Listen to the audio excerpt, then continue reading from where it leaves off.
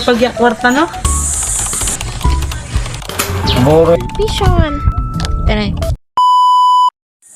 Hi guys, magandang tanghali sa inyo tanan. So for today's mini vlog, kami nga ay maghahakot ng lupa para pang tambak sa kusina namin. Sa oras na pala nito guys ay 1 PM na ng hapon. Kaya matirik na yung silak ng araw. Itong lupa pala ay galing sa pinagtrabahoan ni Papa. Sayang naman kasi kung hindi magamit at isa pa nga ay libre. Yung bahay pala namin guys ay aayusin kasi may mga sira na at tapok na yung mga kahoy at inaanay na rin. Kaya napagdesisyon nila guys na ayusin. At isa pa iusog yung bahay kasi lalagyan na ng kalsada sa harap namin. Kaya kailangan i-adjust yung bahay. Tinulungan ko nga dyan guys si Mimay para mapabilis yung pagbuhos ng lupa doon sa kusina. Sa totoo lang, napakabigat pala nito. Siguradong mapapautot ka talaga.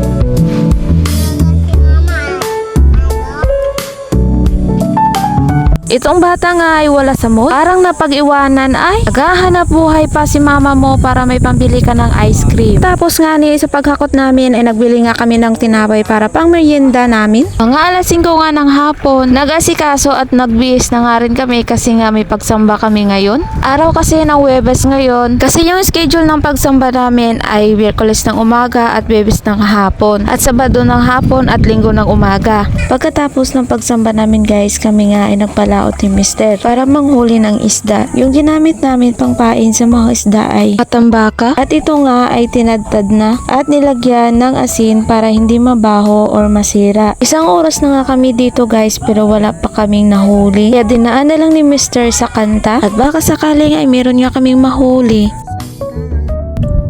Kung siya'y higit sa akin, naroon man ang pagdaramdam ito ay aking kakay. At akala nga namin guys may huli na, yung pala bato lang.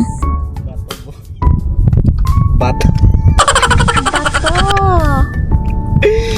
Malas lang ko. Raya pa yung mga itong bato eh.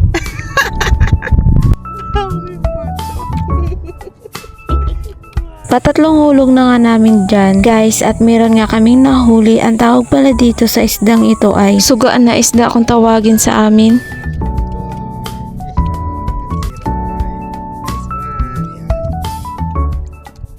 At akala nga namin guys tuloy-tuloy na yung mahuli namin. Pero 10 PM na nga wala pa rin kaming nahuli. Kaya umuwi na lang kami kasi maabutan kami ng ulan. At medyo malakas na rin yung alon.